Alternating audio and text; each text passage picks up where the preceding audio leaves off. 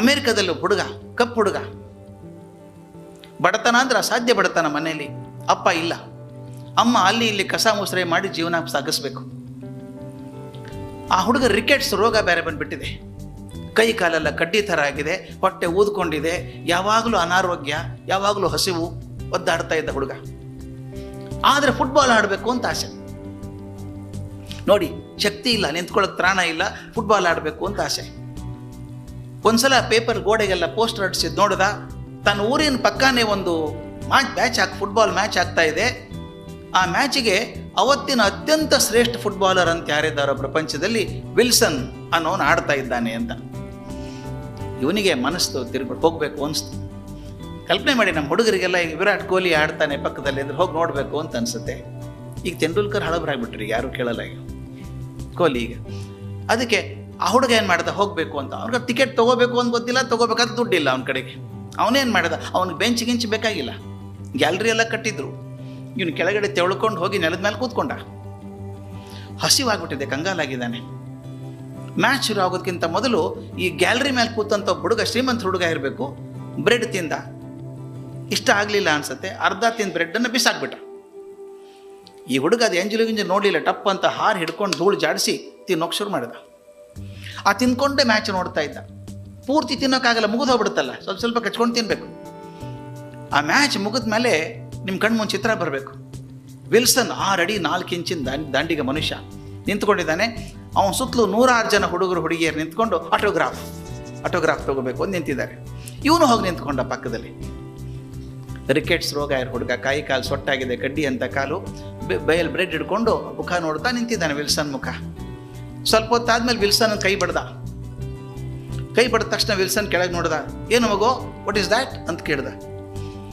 ಈ ಹುಡುಗ ಹೇಳ್ದ, ಸರ್ ಏನು ಓಡ್ತೀರಿ ಸರ್ ನೀವು, ಜಿಂಕೆ ಥರ ಓಡ್ತೀರಿ ಸರ್, ನಿಮ್ಮ ಕಾಲೇ ಕಾಣಿಸೋಲ್ಲ ಸರ್, ನಾನು ಇಡೀ ಮ್ಯಾಚ್ ಮುಗಿಯವರೆಗೂ ನಿಮ್ಮ ಮೇಲಿನ ಕಣ್ಣು ತೆಗೆದಿಲ್ಲ ಅಂದ. ಅವನು ಥ್ಯಾಂಕ್ ಯು ಅಂದ, ಮತ್ತೆ ಸೈನ್ ಮಾಡೋಕೆ ಶುರು ಮಾಡಿದ. ಮತ್ತೊಂದು ನಿಮಿಷಕ್ಕೆ ಮತ್ತೆ ಕೈ ಬಡ್ದ. ಅವನು ಸ್ವಲ್ಪ ಕಿರಿಕಿರಿ ಆಯಿತು ಅವನಿಗೆ. ಮತ್ತೇನಪ್ಪ ನಿಂದು ಅಂದ. ಅವನು ಹೇಳ್ದ, ಸರ್ ಆ 2ನೇ ಗೋಲ್ ಅಂತೂ ನಂಬೋಕ್ಕೆ ಸಾಧ್ಯ ಇಲ್ಲ ಸರ್, ನೀವು ಹೊಡೆದದ್ದು ಬಾಲ್ ನಿಮ್ಗಿಂತ ಮುಂದೆ ಹೋಗಿದೆ, ಚೆಂಡು ನೀವು ತಲೆ ಕೆಳಗೆ ಮಾಡಿ ಹಿಂದಿಂದ ಒದ್ರಲ್ಲ ಸರ್, ಅದು ಗೋಲು, ಅದ್ಭುತ ಗೋಲ್, ಇಂಥ ಗೋಲೇ ನೋಡಿರಲಿಲ್ಲ ನಾನು ಅಂದ. ಥ್ಯಾಂಕ್ ಯು ಅಂದ, ಮತ್ತೆ ಸೈನ್ ಮಾಡ್ತಾ ಇದ್ದ ಅವನು. ಮತ್ತೊಂದು ನಿಮಿಷಕ್ಕೆ ಮತ್ತೆ ಕೈ ಬಡ್ದ. ಈ ಸಲ ಅವನು ರೇಗ್ ಹೋಗ್ಬಿಡ್ತು. ಯಾಕೋ ತಿರ್ಗಮರ್ಗ ಕೈ ಬಡಿತೇ ನೀನು, ಏನು ಹೇಳ್ಬೇಕು ನಿನಗೆ ಅಂತ ಹೊರಟಾಗಿ ಕೇಳ್ದ. ಆ ಹುಡುಗ ಹೇಳ್ದ, ಸರ್ ನಿಜ ಹೇಳ ಸರ್, ನಮ್ಮ ಮನೆಯಲ್ಲಿ ನಿಮ್ಮೆಲ್ಲ ಸಾಧನೆ ಬರೆದಿಟ್ಕೊಂಡಿದ್ದೀನಿ ಸರ್ ಡೈರಿಯಲ್ಲಿ. ನಾನು ಇದುವರೆಗೆ ಏನೇನು ಸಾಧನೆ ಮಾಡಿದ್ದೀರಿ ಫುಟ್ಬಾಲ್ ಆಟದಲ್ಲಿ ಎಲ್ಲ ಬರೆದಿಟ್ಕೊಂಡಿದ್ದೀನಿ ಸರ್ ಮನೆ ಡೈರಿಯಲ್ಲಿ ಅಂದ. ಓಕೆ ಥ್ಯಾಂಕ್ ಯು ಅಂದ, ಮತ್ತೆ ಬರೆಯೋಕ್ಕೆ ಶುರು ಮಾಡಿದ. ಮತ್ತೊಂದು ನಿಮಿಷಕ್ಕೆ ಮತ್ತೆ ಕೈ ಬಡ್ದ. ಈ ಸಲ ಅವ್ನಿಗೆ ಎಷ್ಟು ಕೋಪ ಬಂತು, ಇನ್ನೊಂದು ಸಲ ಕೈ ಹೊಡೆದ್ರೆ ನೀನು ಎತ್ತಿ ಬಿಸಾಕ್ಬಿಡ್ತೀನಲ್ಲ ಕಡೆ, ಏನು ಹೇಳೋದು, ಕಡೆ ಸಲ ಒಂದೇ ಸಲ ಹೇಳ್ಬಿಡು ನೀನು ಅಂದ. ಆ ಹುಡುಗ ಒಂದು ಹೆಜ್ಜೆ ಹಿಂದೆ ಸರಿದು ವಿಲ್ಸನ್ ಕಣ್ಣಲ್ಲಿ ಕಣ್ಣಿಟ್ಟು ನೋಡಿ ಹೇಳಿದಂತೆ, ಸರ್ ಒಂದಿಲ್ಲ ಒಂದು ದಿವಸ ನಿಮ್ಮೆಲ್ಲ ದಾಖಲೆ ನಾನೇ ಮುರಿತೀನಿ ಸರ್ ಅಂತ. ದಾಖಲೆ ನಾನೇ ಮುರಿತೀನಿ ಅಂದ ತಕ್ಷಣ ವಿಲ್ಸನ್ ಸೈನ್ ಮಾಡೋದು ಬಿಟ್ಟ. ನಿಂತುಕೊಳ್ಳೋಕ್ಕಾಗಲ್ಲ, ಕಾಲು ಸೊಟ್ಟಾಗಿದೆ, ರಿಕೆಟ್ಸ್ ರೋಗ. ಇವು ನಾನು ಚಾಲೆಂಜ್ ಮಾಡ್ತಾನೆ, ಪ್ರಪಂಚದ ಅತ್ಯಂತ ಶ್ರೇಷ್ಠ ಫುಟ್ಬಾಲ್ ಆಟಗಾರ ಆದಂಥ ವಿಲ್ಸನ್ ರೆಕಾರ್ಡ್ನ ಮುರಿದು ಹಾಕ್ತೀನಿ ಅಂತಾನೆ. ಆ ಕಣ್ಣಲ್ಲಿ ಇದೆಯಲ್ಲ, ಅದಿದೆಯಲ್ಲ, ತೀಕ್ಷ್ಣತೆ ಇದೆಯಲ್ಲ, ಸಾಧಿಸಬೇಕು ಅಂತ. ಮುಂದೆ 16 ವರ್ಷಗಳ ನಂತರ ಇದೇ ಹುಡುಗ ವಿಲ್ಸನ್ ಎಲ್ಲ ದಾಖಲೆ ಮುರಿದು ಪ್ರಪಂಚದ ಶ್ರೇಷ್ಠ ಫುಟ್ಬಾಲರ್ ಆದ. ಅವಾಗ ಅವನ ಹೆಸರು ಓಜೆ ಸಿಂಪ್ಸನ್ ಅಂತ. ನಾನು ನೋಡಿದ್ದೇನೆ, ಅವನು ಓಜೆ ಆಡೋಕ್ಕೆ ಹೋದರೆ whole crowd, personal life was bad, that's different, but as a footballer he was an outstanding player. ಎಷ್ಟರ ಮಟ್ಟಿಗೆ ಅಂದರೆ ಗ್ರೌಂಡಲ್ಲಿ ಓಜೆ ಓಜೆ ಓಜೆ ಓಜೆ ಅಂತ ಕೂಗ್ಬೇಕು ಜನ, ಹಿಸ್ಟರಿಕಲ್ ಆಗಿಬಿಡ್ಬೇಕು ಜನ, ಅಂತ ಫೇಮಸ್ ಆದ. ಅವನು ಇಂಟರ್ವ್ಯೂ ಮಾಡಿದಾಗ ನಾನು ಅಮೇರಿಕಾದಲ್ಲಿದ್ದೆ. ಆ ಹುಡುಗಿ ಪ್ರಶ್ನೆ ಕೇಳಿದ್ಲ ಆತನಿಗೆ,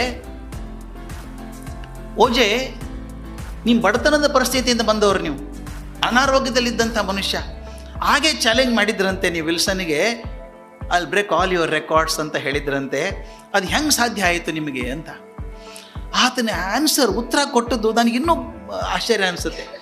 ಆತ ಪ್ಲ್ಯಾನ್ ಮಾಡಿರಲಿಲ್ಲ ಆನ್ಸರು, ಅಗದಿ ಸಾಧಾರಣವಾಗಿ ನಾರ್ಮಲಾಗಿ ಹೇಳಿಬಿಟ್ಟ. ಅವ್ನು ಎಷ್ಟು ಚಂದ ಮಾತು ಹೇಳಿದ ಅಂದರೆ ನನ್ನ ಜೀವನಕ್ಕೊಂದು ದೊಡ್ಡ ಪಾಠ ಆಯಿತು. ಅವನು ಹೇಳಿದ, ನಾನು ಏನು ದೊಡ್ಡದು ಮಾಡಿಲ್ಲ, ಎರಡೇ ಕೆಲಸ ಮಾಡಿದ್ದು. ಒಂದು, ನಾನು ಫುಟ್ಬಾಲ್ ಆಡಬೇಕು ಅಂತ ತೀರ್ಮಾನ ಮಾಡ್ಕೊಂಡಿರೋದ್ರಿಂದ ಅವತ್ತಿನ ಅತ್ಯಂತ ಶ್ರೇಷ್ಠ ಫುಟ್ಬಾಲ್ ಆಟಗಾರ ಯಾರು? The best goal in my life. ಸಣ್ಣ ಪುಟ್ಟ ಗೋಲ್ ನನ್ನ ಸಂಬಂಧನೇ ಇಲ್ಲ. ಟಾಪ್ ಮೋಸ್ಟ್ ಪ್ಲೇಯರ್ ಯಾರು? ಅವನು ಆರಿಸ್ಕೊಂಡೆ. And I did not take my eyes off him all the 16 years. ಎಂಥ ಚಂದ ರೀ ಇದು. ಒಂದು ಗುರಿ ಆರಿಸ್ಕೊಂಡೆ, ಎತ್ತರದ ಗುರಿ ಅದು, ಅದಕ್ಕಿಂತ ಎತ್ತರದ ಗುರಿ ಯಾವುದೂ ಇಲ್ಲ. ಆ ಗುರಿ ಆರಿಸ್ಕೊಂಡೆ, ಅದರ ಮೇಲಿನ ಕಣ್ಣು ತೆಗಿಲಿಲ್ಲ ನಾನು ಇದುವರೆಗೂ. ಇದು ಆತ್ಮವಿಶ್ವಾಸ ಅಂತಿರುವಂಥದ್ದು. ನಾ ಮಾಡಬಲ್ಲೆ ಅನ್ನುವಂಥ ನಂಬಿಕೆ. ರಿಕೆಟ್ಸ್ ರೋಗ ಬಂದಿರುವಂಥ ಹುಡುಗ ವಿಲ್ಸನ್ ದಾಖಲೆ ಮುರಿದು ಅತ್ಯಂತ ಶ್ರೇಷ್ಠ ಫುಟ್ಬಾಲರ್ ಅಂತ ಆಗೋದಾದರೆ ನಮಗೇನು ಕಷ್ಟ ಸ್ವಾಮಿ ಮಾಡೋದಕ್ಕೆ? ಹೋ ಅಂತ ನೆರಳ್ತೀವಿ 3 ದಿವಸ, ನೆಗಡಿ ಬಂದರೆ ಒದ್ದಾಡ್ತೀವಿ 3 ದಿವಸ. ಅಯ್ಯೋ ಆಗಲ್ಲ ಬಿಡ್ರಿ, ನಮ್ಗೆ ಸುಸ್ತಾಗಿದೆ. ಯಾಕೆ? ಕ್ವಶ್ನೆ ಇದು. Do have faith in myself? ನನ್ನಲ್ಲೇ ನಂಬಿಕೆ ಇದೆಯಾ ಅಂತ. ನನಗಿದು ಭಾಳ ಮುಖ್ಯ. ಕೆಲವೊಂದು ಸಲ ತಪ್ಪು ತಿಳ್ಕೊತಾರೆ ಜನ. ಆತ್ಮವಿಶ್ವಾಸನ ಅಹಂಕಾರ ಅಂತ ತಿಳ್ಕೊಳ್ಳೋ ಚಾನ್ಸ್ ಇದೆ.